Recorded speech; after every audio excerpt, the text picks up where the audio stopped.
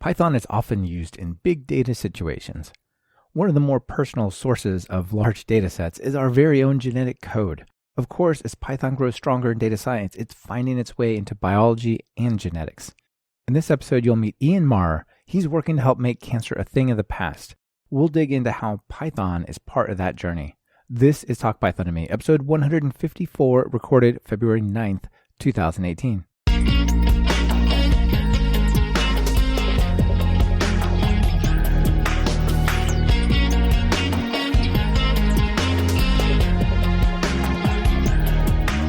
Welcome to Talk Python to Me, a weekly podcast on Python, the language, the libraries, the ecosystem, and the personalities. This is your host, Michael Kennedy. Follow me on Twitter where I'm at mkennedy. Keep up with the show and listen to past episodes at talkpython.fm and follow the show on Twitter via @talkpython. This episode is brought to you by Codacy. Learn how they make code reviews better by checking out what they're offering during their segment. Ian, welcome to Talk Python. Hi, Michael. Thanks for having me on. Yeah, I'm really glad to have you on to talk about Python and biology and genomics. These are two areas where, I've wanted to do a show on for a long time, but just haven't managed to get the right stuff all lined up. So really excited to see how Python is playing a role here. And I think it's just another cool example of how Python is being used in all these really varied ways. Great. Yeah, it's really been taken off the last few years, and it's gone really well with what we're trying to get done at our company. Awesome. So let's dig into that. But first, let's hear your story. How'd you get into programming in Python? Yeah, so I started programming when I was 13. My parents got me a Commodore 64. I started, learning BASIC and trying to make my own games and things like that. Went to school for programming, computer engineering. Learned a lot of, C and Pascal even at the time to date myself a little. And after graduating, I worked at a defense contractor in the, kind of their logistics department, where we did some HTML and XML based tools for documentation of these complex systems that they have. And part of that was, parsing of those files. And we actually were using this library that was built in Python.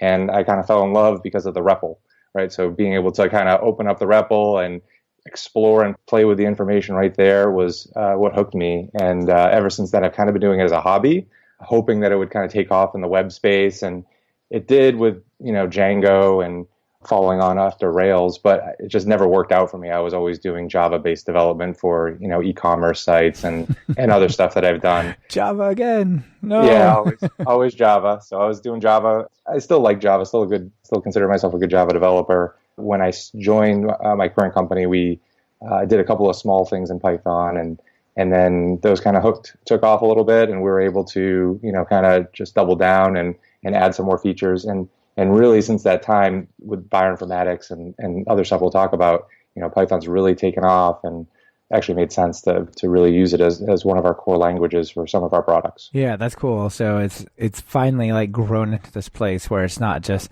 I'd like an excuse to use it, but it really makes sense, right? Yep, exactly right. It actually solves the niche, and it's really taken over actually for Perl in a lot of ways in the bioinformatics space.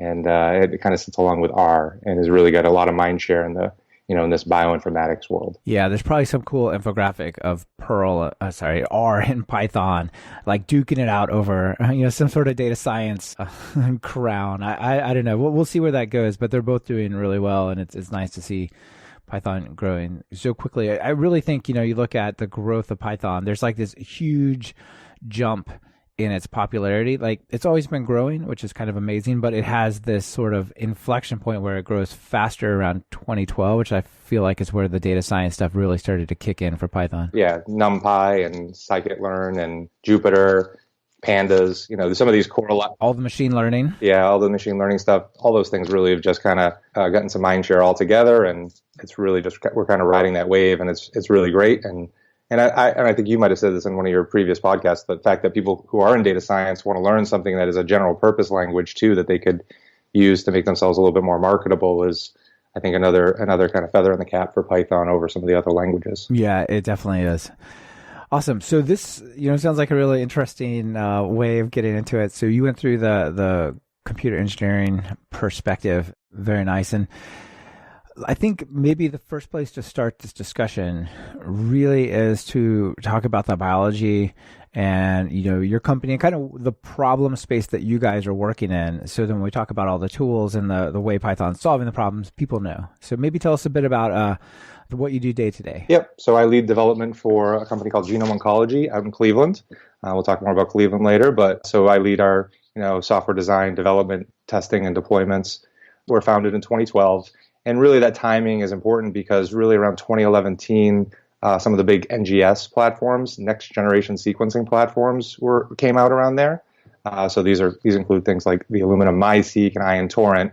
And why those are important is because the Human Genome Project, which you might have heard of, kind of wrapped up between 2000 2003. When did that start? Like late 90s? Mid 90s, late 90s. It took a few years for sure, and it took about $3 billion to complete it, and that was basically just mapping a first draft kind of the human genome. And that's really, it basically says these are all the variants that quote unquote a typical human is made up of, and that took about $3 billion to do. And now we're talking about less than $1,000.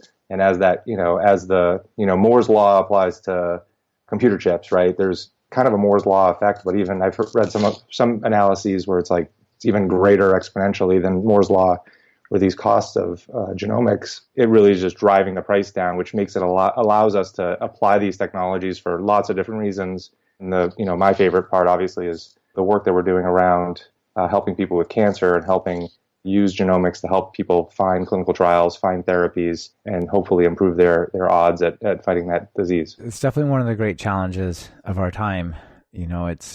We've sort of solved the problems that were really bad for humanity to a large degree, and now cancer is like one of the major things that people have to deal with, right? It used to be you might be hungry, you might be getting eaten by a wolf. Now, you live a long and healthy life until something, get some kind of bad news, right? And so how much is cancer a genetic problem versus other types of problems, right? You guys are building genetic tools. How's this all fit together? Caveat this by saying I'm not, a molecular pathologist. I'm not, a bioinformatics person. But cancer is a disease of the genome, right? So you have your genome, 23 pairs of chromosomes. You're talking about, chromosome 1 has got 2,000 genes, 250 million base pairs, right? That's the kind of the scope of the data that we have. And cancer is really mutations within that genome causing things to break down in a certain way, right? So, one of the analogies, and there's a book called One Renegade Cell that we kind of make all of our new employees read, really walks you through, the gas pedal, the sticky gas pedal and the cut break line. And basically what ends up happening is your cell, if you were to have a little cut on your finger, the cells around that cut would know to kind of multiply and grow and then cover over that cut. And then they know how to stop, which is really an amazing feat. It's actually unbelievable that the machine that is humans works, or any form of animal, really. It's incredible. And it's all these individual cells, and there's different signals throughout the cell, and those signals are called pathways. And what ends up happening is those pathways stop working in some fundamental way, and the way that they stop working is through mutations. And those mutations can occur due to some environmental factor like smoking or UV light or some other mechanism that causes that mutation to happen. And then from there, that one cell ends up growing and taking over the space of the other cells. So a lot of these drugs and therapies that are out there are looking, some of these targeted, personalized therapies are targeting those individual cells that are kind of going rogue and bringing them back and, getting rid of them so that the healthy cells can do their thing. And so, our software, our company basically is in the business of helping people, helping oncologists, helping pathologists, and other folks in the healthcare industry identify what these mutations are, figure out what they mean, and then help their patients get them on a clinical trial or prescribe them a therapy. Right. If you understand the actual genetics that's causing the problem, maybe there's a better, more focused sort of treatment. Right. Exactly right. Yeah. So if you look at chromosomes, like we talk about big data all the time, right? But Yep. I mean, there's only 23 pairs, so that's no big deal. But they're actually made up of a lot of stuff, right? So maybe like take us through the sort of big data store, just sort of the scale of the data. I guess a better way to put it around chromosomes and genetics. Yep. So there's 23 pairs of chromosomes in a quote unquote normal human being, right? And you have about 3 billion base pairs across all those chromosomes. So they get labeled 1 to 22, and then X and Y for the sex chromosomes. But the 3 billion base pairs in the human genome, there's about 21,000, 24,000 of those are what we call genes. And genes are what are the actual thing that code to proteins. And proteins are the thing that actually make the whole system work. So the genes, the actual DNA part of it is the base pairs. And there's 3 base pairs, A, C's, G's, and T's. Those go in pairs of 3, sets of 3. If you remember from biology, those build out to become amino acids. And then the average person has about 30 million or so variants, 10%. So in one of the tricks that we do, obviously in the space, is we don't actually record all 3 billion base pairs. We just record the delta, just to make it a lot less data. And then the other part of making it a lot less data is focusing on specific genes, right? In cancer, there's, depending on the disease type, there only might be 3 or 4 genes that matter, or maybe there's only 50 genes that matter. But in this pan cancer, across all the different types of cancers, there might be about 800 or 900 genes that matter. So, our types of tests and sequencing that we do really focus in on those smaller regions to just kind of manage the data in a faster way. That collection of 3 billion base pairs, A, C's, G's, and T's, those are what are called the reference genome. And the reference genome is what everybody gets compared against, right? So when when sequencing is done on a tumor or on a normal cell, the deltas, the variants, are what it's actually captured and recorded. And we're actually recording it also in the context of what genes are there. So genes actually don't make up a huge amount of the genome. It's a very small portion of the genome that actually codes the proteins. Interesting. So is there like a bunch of basically instructions that are just off?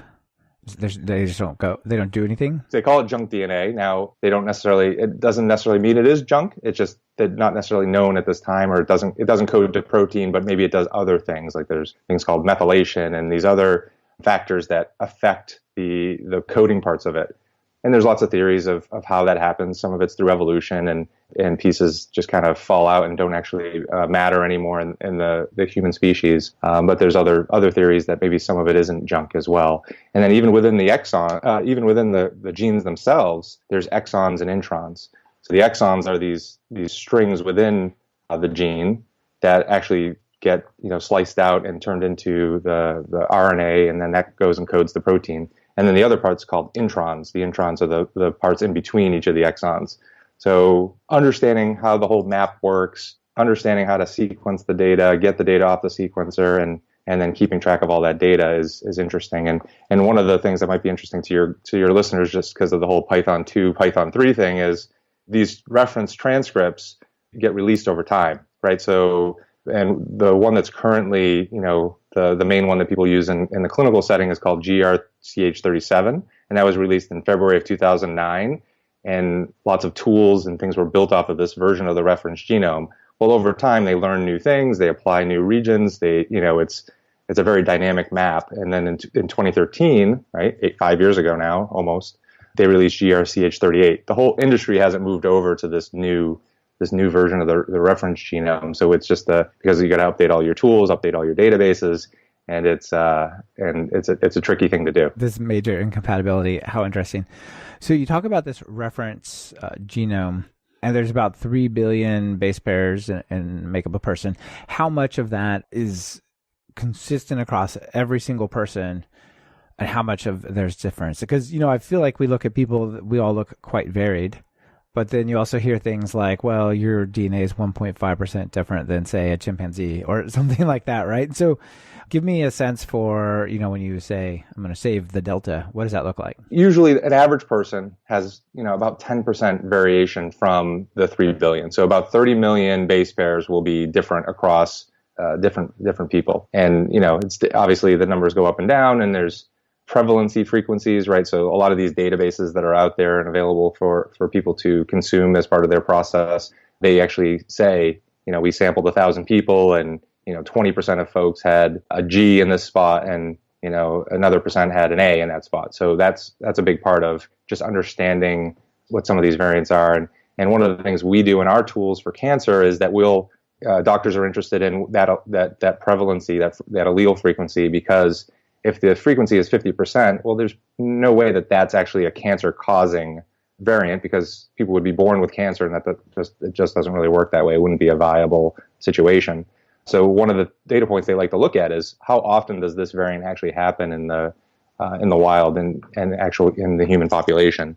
So it's a very interesting stat. Yeah, for sure. Okay, interesting. So maybe let's talk about how do you actually do the sequencing at a high level. Then we'll get into the tools and the Python code that you actually make, how that's working in there. But give us the sort of overall give us the general pipeline. Like, how do you go from, a swab on the cheek or whatever it is to here's your printout, you ACCGTAC is you. There's been older technologies that, work in smaller regions and can do things like that. There's a thing called Sanger sequencing. But as I said earlier, one of the major changes is in 2011, they did this next generation sequencing that basically takes raw data right from a blood sample or a tumor sample. They put it in this machine called the sequencer, and then through the either chemicals or lights of that actual machine, and once again, this isn't my area of expertise, they're able to analyze it and basically do what are called reads.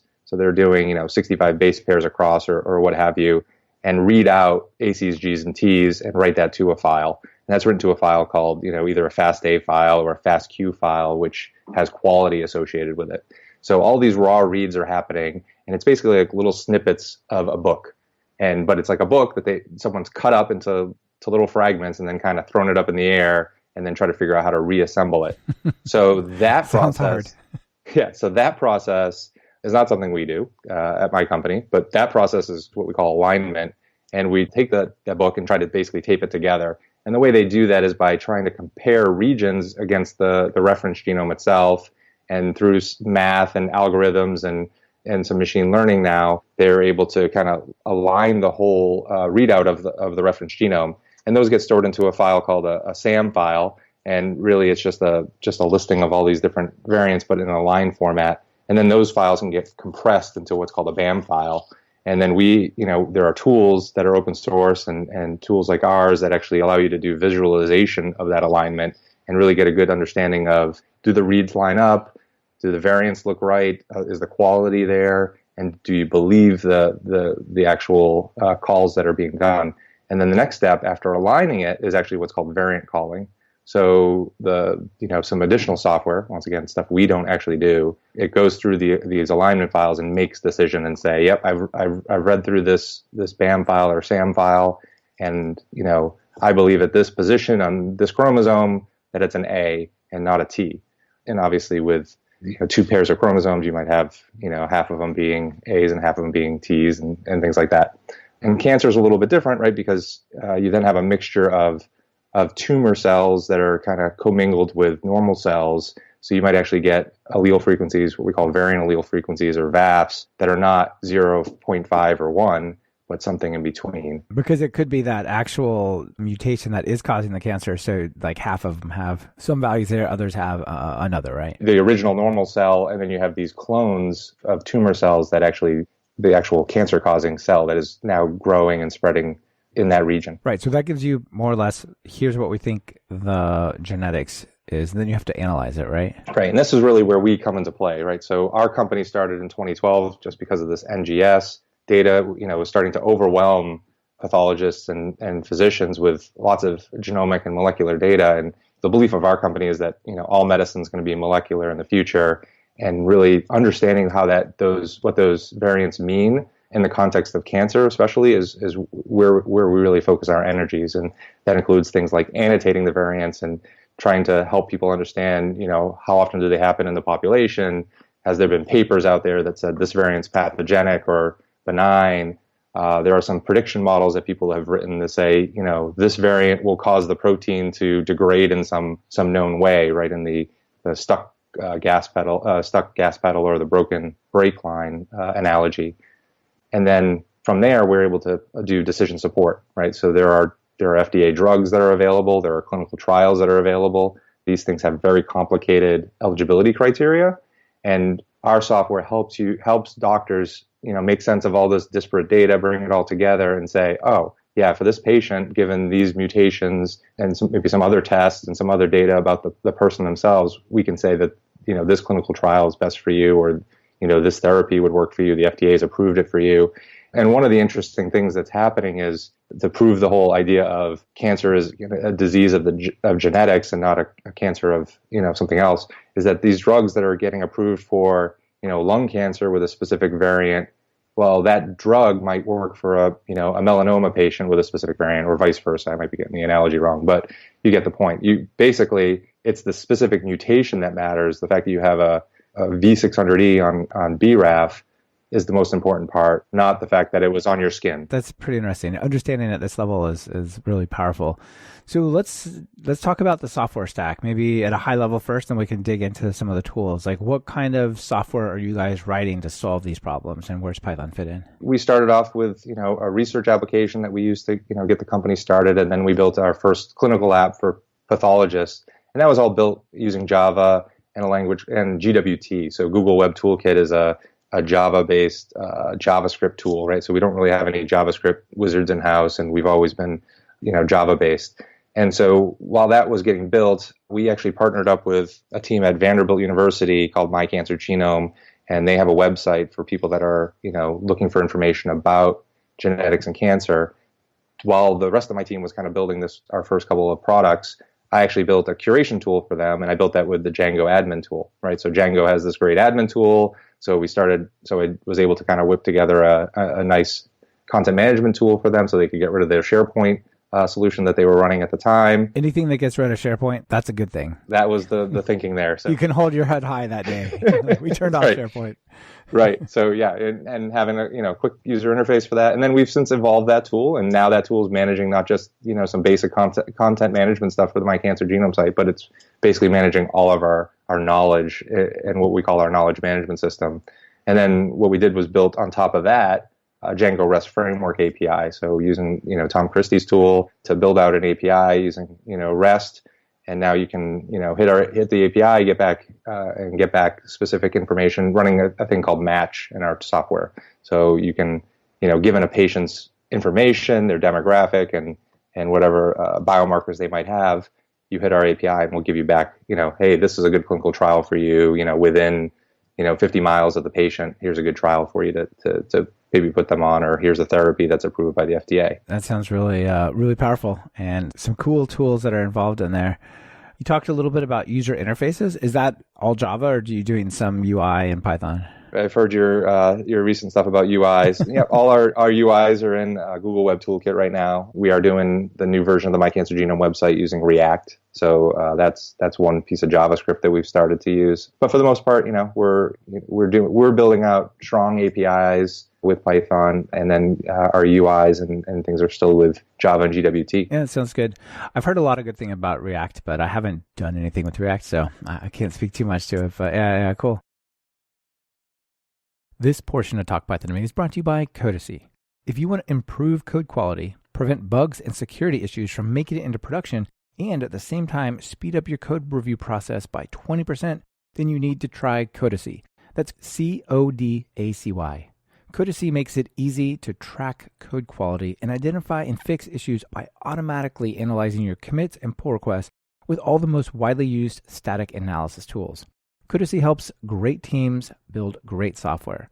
Join companies like Deliver Hero, PayPal, Samsung, and more. Try your first code review by visiting talkpython.fm/Codacy and linking your GitHub or Bitbucket account. You can also just click on the Codacy link in the show notes.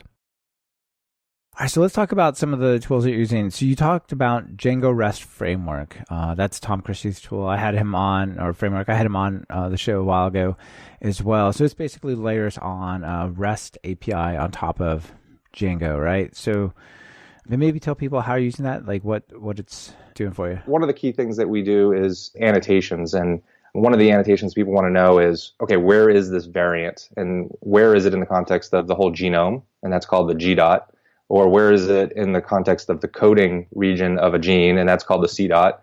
Or where does it end up land once it goes from a C dot to a P dot, which is the protein, right? So the actual amino acids. So G dot, C dot, and P dot. So that is a nomenclature called HGVS. There's actually a lot. And so our API actually houses, all of our knowledge, but it also calculates annotations for people. And one of the great libraries we use is but it's really called the Biocommons and HGVS. And those two libraries are open source, open on GitHub, and they do a really good job of doing those calculations. So if you're trying to understand, how to get into genetics, I'd look at those libraries. There's also a library called BioPython. We don't use that, but it's also really good. And then from a bioinformatics perspective, we use that full stack. So we have on top of our API, we've built out some user interfaces that use actually Jupyter and Bokeh and Pandas and NumPy. So I actually take that back. Our genome analytics platform, the major part of it, the container part of it, is written in GWT, but it's actually calling in and bringing in Bokeh plots as well. So Bokeh is being used on the back end using Pandas to calculate these great plots, and then we're rendering them in our front end. Yeah, that's really cool. I've never had a chance to use anything with Bokeh, but that's where you basically do the sciencey visualization stuff on the server in Python, and then it just transfers over to the web front end. Is that right? Yeah, so it's calculating the JavaScript for you, because once again, we don't have the JavaScript chops in house, but you're basically writing pure Python using Pandas data frames, and then you basically configure your Bokeh plot using this Python library, and then it renders it, and then it basically streams out HTML and JavaScript, and you can just kind of embed it in an iframe or what have you in your UI, and it works great. And it sounds really great. Like, you don't have to be in the charting business. Exactly right. Those are live, right? They're not just like PNGs or something. You can definitely work with them dynamically right there. You can use them to generate PNGs if that's what you need, and some of our clients do need that for their, to include it in their research papers if that's what they're using our tools for. But yeah, it's got lots of different use cases, and Python keeps coming up with great libraries for visualizations, and there's lots of different options too, but Bokeh's work out well for us. Yeah, it's kind of becoming a paradox of choice, right? Like, there's a little, as soon as you learn something, you're happy with it. You're like, but that looks better. Maybe I should go do that. And of course, it's a constant treadmill sort of thing. So one of the tools that you're using that didn't surprise me, but I think is interesting, I want to hear more about, is spaCy. So I don't even think I've mentioned spaCy on the podcast before. Tell us about that. What's spaCy? Yeah, so we've done really a proof of concept at this point using natural language processing. So one of the major challenges in our space is, and IBM and a few other big companies are spending lots of money to try to tackle this problem. But basically, the problem is a lot of these EHRs, EMRs, people are recording their notes about patients in kind of free text. And one of the challenges with that, obviously, is it's unstructured and it's hard to do anything with it. We're not really in the business of major machine learning. We're kind of in the workflow and tools business. We help people solve problems in kind of a more pragmatic way. We're a small company. We can't spend billions of dollars. But what we're doing is we're taking spaCy and using that to parse some of these free text files and, basically make recommendations to people. So doing things like what are called entity recognition. So entity recognition means I'm reading this Wikipedia article and finding all the proper nouns in it, right? Barack Obama did this in Detroit, Michigan, or whatever. Those would all be proper nouns, and this is a great tool for extracting out named entities like that. We've trained spaCy to find named entities based on our ontologies, our data within our KMS. Right. These are our important words. Go see if they say this. Something like that? Exactly right. So there's a pattern matching framework that's within spaCy that's really very easy to use.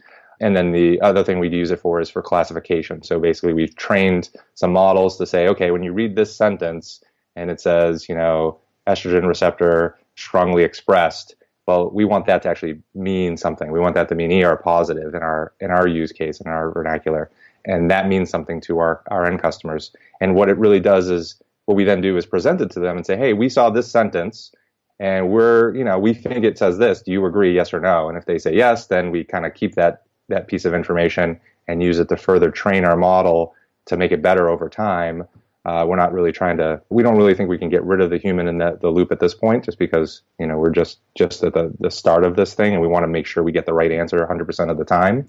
But what we want to do is make it so they don't have to spend a half an hour reading through a document, where we can just scan it for them and say, here are the interesting parts. please go ahead and just confirm it. That's pretty wild. I feel like this whole machine learning AI business is deeply reaching into medicine and things like that, right? This is just another super interesting example I hadn't even thought of. But, in terms of oncology, like the analyzing, say, scans, like pictures to see, have the machine say, no, that looks like cancer to me, like kind of doing what a radiologist might do or something, right? Exactly. Yeah, it's pretty amazing. We liked spaCy a lot. I had originally tried playing with NLTK a few years ago and actually kind of ran into some barriers. That's an older project. spaCy is really modern in that it's, kind of does some of the best practices with Python. I highly recommend it. The documentation's really good, performs really well out of the box, and I was able to pull together a really good demonstration in just a few weeks. So I highly recommend it. Looks really cool. They have it lined up to, when you go to visit spaCy.io, it really looks appealing and polished. Yeah, I was wondering why you didn't choose, what the difference or what made you choose spaCy over NLTK, but it's actually pretty obvious straight away, isn't it? They're doing a really good job with, as a small open source, company. I think there's like maybe 2 people working there from what I can tell. And they've basically open sourced their core product, and they're selling, ancillary products on top of it and their consulting services too. And, it seems like a great project. Yeah, that's really cool. And I definitely want to look at it more because I'm always fascinated how these people are building really interesting business models on top of some kind of successful open source thing. So yeah, another cool example. So you're building some interesting CLI tools and you guys are using Click, which is pretty common. That's from Armin Ronacher, who made Flask. You're also using PEX. That I think gets a little bit less awareness. Tell us about PEX. It's really interesting. Click's great. There's obviously lots of great ways of building, command line tools in Python. They've been doing that for a long time, but Click's really, really easy to use. And then, what we find is, how do we get this to our clients? We do a lot of things with Docker, and when we're setting up servers, using Docker to set up a server is great. But we actually also have now command line tools that we're trying to distribute to people, and pushing things up to PyPI and having them pull things down using pip and having them set up virtual environments. It just sometimes gets a little bit difficult for some of our end users who might not be Python day-to-day Python developers. So using PEX, you're able to actually just build the whole module together with the virtual environment baked in, and when you deliver it to them, it just runs. And you can build it to different platforms. You can, for one of my projects, we have a little Docker container that actually builds it to Linux and then builds it to Mac OS, and we're able to share it out to people and use the tools without having to go through the whole virtual environment setup stuff. That's really cool. So I think PEX is the one that actually takes everything, zips it up, and then it turns out Python can execute zip files and run from there, right? Which is pretty wild.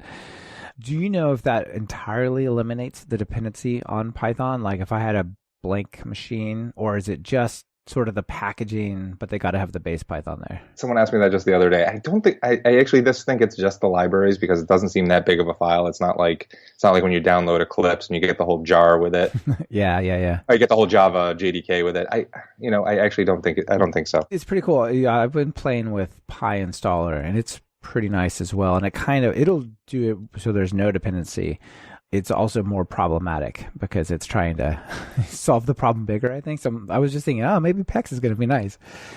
Another thing that I think is really cool around this stuff, just as a shout out, is that I've been playing with a lot lately, is this thing called GUI, GOOEY. Have you heard of this? I did see your little prototype up on GitHub, I think. Yeah, so you can take something like this and then just throw like a little UI with drop downs instead of command line arguments on top of it. It's pretty cool. Right. So another thing that you are doing is AIO HTTP. Tell us, are you using the server or the client component of that? All client. So for high throughput annotations, right? So one of our clients, basically paid millions of dollars for this high throughput system to go through the whole alignment and variant calling situation, right? So they're trying to do high throughput, thousands of cases per week or whatever they're doing. And they're trying to keep up with that, but they need annotations from our KMS, our knowledge management system. And so the challenge was, okay, how do I keep up with them?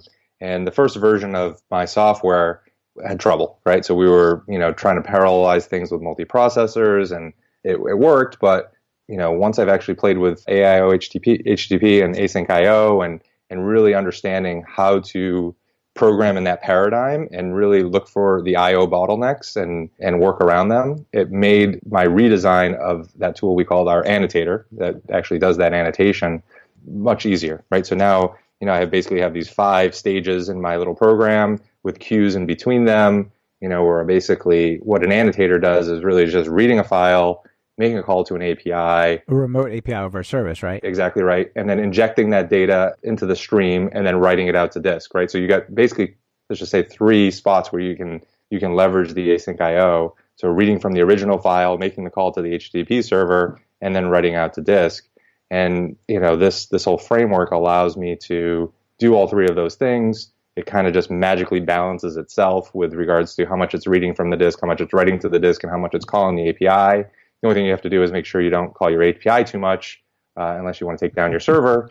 And then our server on the other end is, highly parallelized through using Celery and Redis and it can scale up because we've thrown lots of hardware at that. And so what we're able to do is we're able to keep up with that, multi-million-dollar hardware solution with Python 3 and async IO, and it's been great. And probably like what, one thread? So I basically, one process running, and it's doing the job. So we can then scale out that one program across multiple processes if we want, but it's really pretty high performant, and our client's pretty happy with it. That's really awesome. Yeah, because so much of the time, programs that are slow, they're actually just waiting on some other part of the system. They're waiting on the web service, they're waiting on disk, they're waiting on, whatever, right? And so this lets them be productively waiting, basically. It's definitely a paradigm shift, and you have to think through the whole, this async method is calling this other async method, and really understanding how that all fits together. And it can definitely bend your brain a little bit if you're not used to it. But once you actually do figure it out, it's kind of a superpower, and it's really great. Yeah, and as far as superpowers go, like the actual change in the programming model is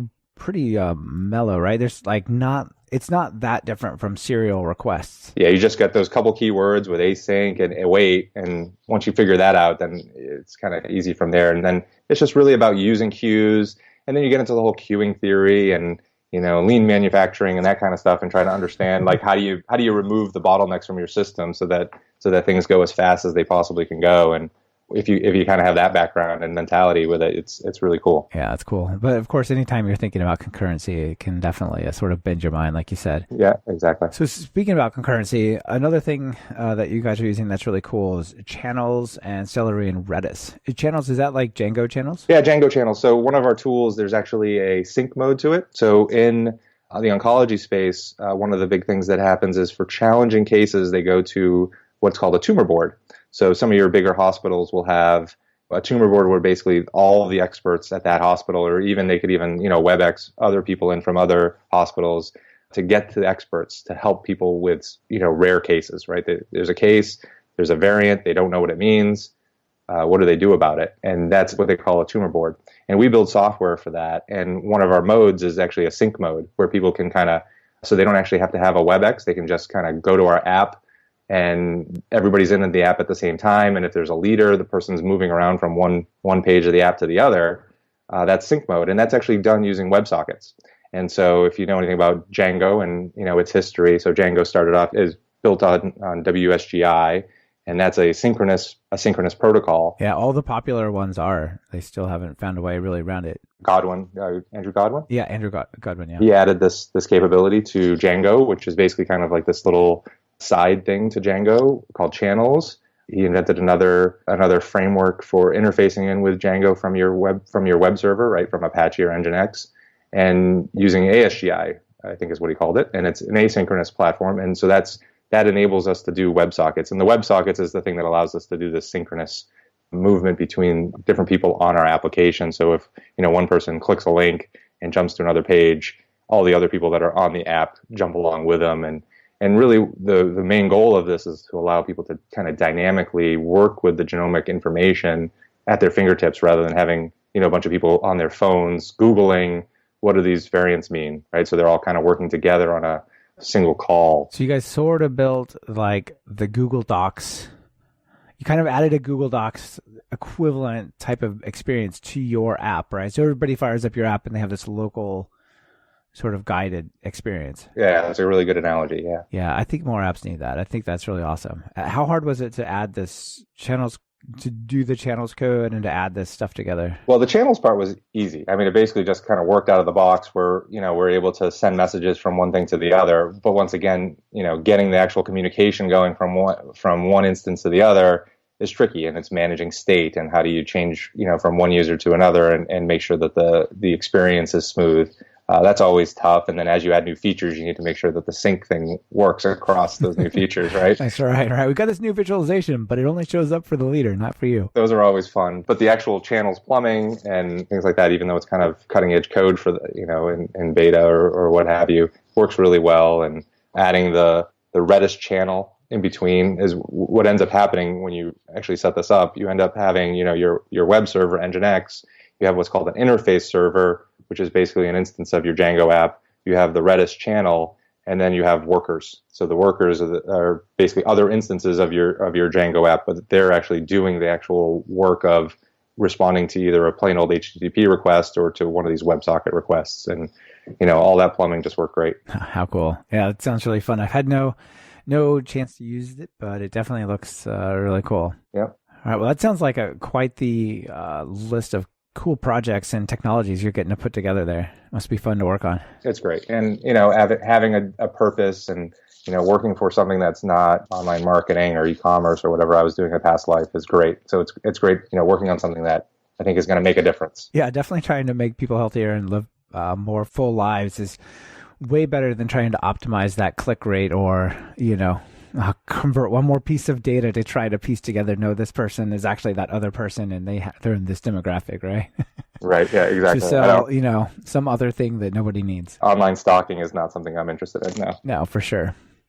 Cool. So you actually have a couple of somewhat related open source libraries. Do you want to talk about those a bit? One of the libraries that's out there is called Adders, and it's actually, I think, the basis of the new data classes that's in Python 3.7, right? So the new PEP that does data classes. So there was actually an original project called Adders, which is a really great project, and it lets you define your classes, and you get a bunch of kind of boilerplate Python stuff for free for comparisons and string representations and things like that. Right. Implements like say hashing correctly and all that kind of weirdness that you can overlook. Yeah. The problem I was trying to solve at the time was I wanted an immutable way of reading a YAML file, getting a nested Python object, and not having to like munge dictionaries, right? Because you start writing code to dictionaries, and quickly things get kind of nasty with some nested dictionary references and things like that. So that's what I was looking for, was a way to round trip to YAML, kind of like in Java. There's a library called Jackson that'll do that. That'll round trip the JSON or to what have you.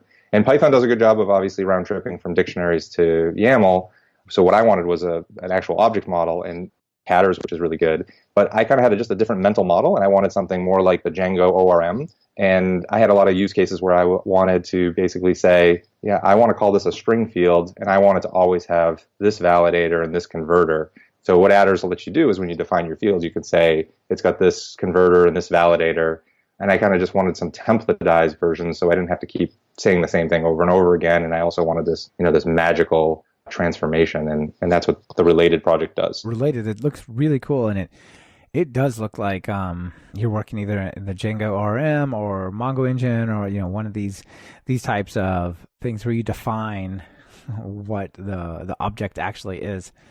Can you have like nested objects? You basically can have, if you declared class A, it can then relate to class B either as have a child object B, or it can have a list of Bs, or it could have a map of Bs, right? So that object model, and it fully knows how to kind of render it to and from a dictionary, and it does the whole serialization and deserialization for you. That's sweet. So, yeah, definitely people should check this out if they're working on Python and YAML. It definitely looks like a cool project. So the other one's called Rigor. Obviously we're in a it's very important to us to have the right answers for people. Yeah, the answers have consequences. The most important thing about my job, I want to make sure we get people the best data, the most relevant data, the most up-to-date data. And one of the key things we got to do is testing. And we spend a lot of time testing, by hand. We do a lot of unit testing. We believe in the testing pyramid at my company.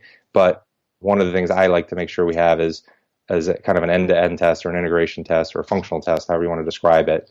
And in our Java space, we actually use a tool called Cucumber. And what Cucumber lets you do is basically, declare your tests in a given when then kind of English style DSL. And that allowed our product team, our product specialist team, which are basically non-developers, but they understand the science and they understand how to use the software and test the software, to describe how a function should work, right? Given some state, when I do some function, then I should get some result. Well, what I wanted was something like that on our API side, but I didn't want to go through the whole pain of having glue, where people actually had to write code that runs behind this DSL. And since HTTP is kind of its own language in itself, I decided to kind of shortcut it and just basically build out a simple YAML-based approach. And that's kind of where this related project came from. So you write out a YAML file that actually describes your steps, and the steps describe what you make requests to, and then get the response back. And, basically it allows us to build out a suite of hundreds and thousands of tests, testing out the software to make sure it gives the same answer every time, so that people know when they make changes, they're not breaking anything. And it does it using async IO because I want it to run fast. And then we use a thing called James path to actually transform the response that comes back. So the transformation, that allows for the test to not be fragile, right? So one of our rules for APIs is we don't let you change a field or remove a field without, some major consequences. But if you add a field, it's usually not a problem. But it can break your tests if you have very, very specific tests that have all the fields listed. If it doesn't match exactly like a string test, then it's going to break. I'm just expecting this string back or this JSON document back. Are they the same? No, crash, right? Like that's right. Yeah, that's too much. Yeah. So with James path, we're able to kind of filter it down and say, yep, I only care about these 3 fields. These 3 fields match exactly as I expect, and if so, it's correct. And so I was going to open source this thing a few months ago, and then I heard on one of your other programs, I think, the Tavern CI project was released, and it's very similar. So people should definitely check that one out. And both our project and that project were built kind of based off the idea of PyRest test, which seems to have been abandoned, which was a nice project. It just had a few things that we needed that it didn't have. And, I would say the reason to choose our project over maybe Tavern CI would be this James path thing. We also have code API coverage for Swagger. So we define all of our APIs with the open specification, otherwise known as Swagger, which we still call it Swagger. And so we can tell you, you've got 100% coverage of all your API endpoints and their variables.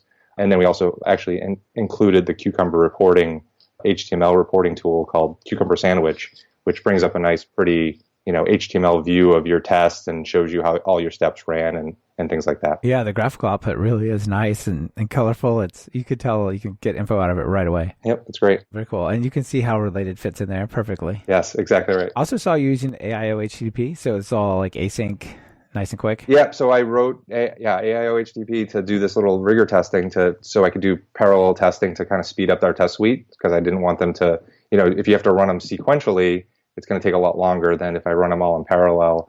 So it takes 3 to 5 times less time when you turn the concurrency on with our test suite for all of our API endpoints. Very, very nice.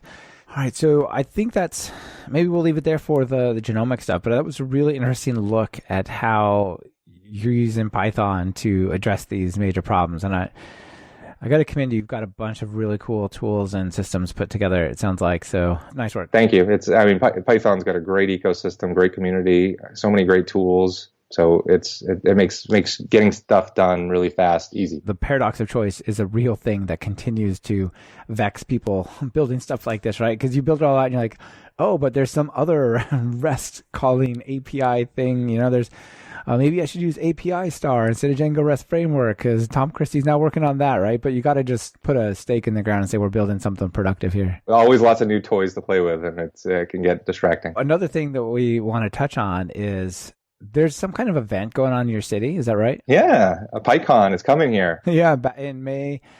Is that May 7th, I think? Yeah, so beginning of May. Yeah, it'll be here and it'll be right down in downtown Cleveland, which is a great city. Been here 18 years. It's about 2 blocks away from my office, so I'm just going to be able to stroll right over there at the end of the day. And it's great. Cleveland's awesome, so people should definitely take advantage of some of the sites when they're here. I absolutely think so as well. And a quick correction, it's May 9th, not May 7th, but basically the same, more or less that time frame, right? And I'm looking, can I still register? I think I can. I don't think it's sold out. Yeah, it's not sold out yet, so maybe it will be by the time people hear this. So one of the things I wanted to touch on with you, maybe two parts. One is, what advice do you have for getting the most out of the conference itself by like, I'm within the walls of the convention center, you know? And then people are going to be in your town, a bunch of folks together traveling here for the conference. Like, what would you recommend they do to get the most out of Cleveland? I haven't been to a PyCon since 2005, I think, was when I figured it out. So I think maybe Dallas or something like that. I bet it's a really big difference of an experience. I'm excited to check it out. So it's going to be great to go. You know, obviously everything's online. So if you've never been and you never noticed the PyCon on YouTube, definitely check that out. So what that should do is give you confidence that you can miss, you know, some of some of the talks that maybe you're not super interested in, and spend more time in the hallway track and talk and meet some folks in the community. Because the PyCon group does a great job of getting all those videos online. Within like a day, so you almost could watch it while you're at the conference if you really felt like, oh, geez, I wish I saw that. That's my recommendation there. And then as far as if you're downtown and you're staying downtown, you know, there's some great restaurants over on East 4th Street. There's, you know, Lola by Michael Simon, the Iron Chef. There's another one called Greenhouse Tavern. There's the House of Blues, which might have a concert that night. There's the Rock Hall, which has some special events sometimes. And if you're, you know, a rock and roll fan, that's definitely a place to check out. The Indians are in town. I checked. The Indians are in town that weekend. They're playing the Royals. So if you're a baseball fan, that's a few blocks away. Yeah, that's really cool. So if people are in town, they could obviously drop in and see that. But if they're traveling from, say, outside the country, right? I know tons of people come from all over the world. Like, when do you get to see a professional baseball game, right? Like, this might be your chance. Take a couple hours, skip the conference, and go watch it, right? Yeah, and the Indians have been good the last few years. So it should be a good team. And then, you know, there's some other areas too to check out, right? So there's on the west side, there are Ohio City, the West Side Market, you know, lots of breweries, you know, micropub type of things. Definitely check those out. Playhouse Square, which is, you know, maybe another 6 or 7 blocks away. That's actually the largest performing arts center in the United States, other than New York City. And then University Circle, which is a few miles away. That's not as easy to get to. There's Lyft or Uber. Like, you could get there. Yeah, you could get there pretty easy, right? Exactly right. So yeah, Cleveland's a pretty easy town to get in and out of, and lots of great restaurants, lots of great things to do. Oh, that sounds really fun. I definitely want to second, first of all, what you said about the hallway track. I may take that track too much when I go to conferences, but I find I skip a lot of the talks and actually just really try to experience being with people, because when you go to the talk, it's great, but it's really, you sit quietly and you watch a great presentation and you experience it there, right? But you don't interact really with anyone near you or anyone presenting so much at all. And so there's the hallway track, which is just hanging out, talking to people. And if you find yourself in an interesting situation, just take advantage of that, because you can always, like you said, go watch on YouTube the thing that you would have gone to see. The other thing that they're doing really well there are open spaces. So I find that open spaces are more participation and engagement than the main talks, and they're not recorded. So there'll be a board, if it's like the last 2 years, there'll be a big board where people put up index cards saying, in this room at this time, we're going to just meet, and it's kind of undirected group conversation about something amazing, right? And so definitely take advantage of those as well. That's great. Yeah, and if you want to connect at PyCon, just send me an email and I'll look for you there. Yeah, very cool. And do take advantage of some of these fun things that Ian pointed out. Like, the worst thing about traveling is if you just get on a taxi to a plane, to another taxi, to a hotel, to a conference center, and then you pop those off the stack again and you do them in reverse, right? Like, you want to go like, I was in Cleveland and I saw this amazing thing, all right? You know, like, same thing, like wherever you go, try to take advantage of that. So that's great. That's great. Yep. Yeah. Awesome. All right. Well, let's down to the 2 questions. So let me hit you with those. First of all, if you're going to write some Python code, what editor do you run? Converted to PyCharm. It's great. I use the Vim editor mode, and it's a great environment, and love using it every day. Yeah, awesome. It's definitely kind of overwhelming when you get started, right? Yep, a lot of great tools, and the integration with PyTest and the integration with the Vim and Markdown editors. It's a really good tool, though. Yeah, it is. Once you get used to using the features, it's hard to imagine not using it. Awesome. Okay, and then notable PyPI package? All right, I'm going to go with Deep Variant by Google. So I haven't used this. I probably won't ever use this, but it's just such an interesting use of AI.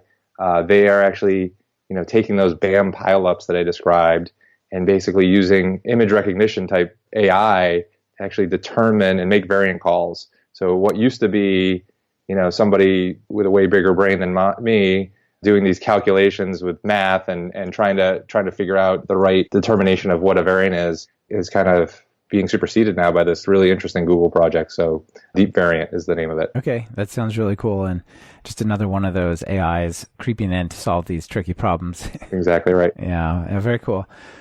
All right, well, definitely interesting choices. And thanks for sharing everything. Any final call to action? People want to get involved in biology, genomics, Python, like how do they get started? There's a website called BioStars. There's lots of interesting topics up there. It's a Stack Overflow type clone, I would say. And then there's Stack Overflow itself. There's lots of conversation there. Feel free to reach out to me if you're interested in learning more.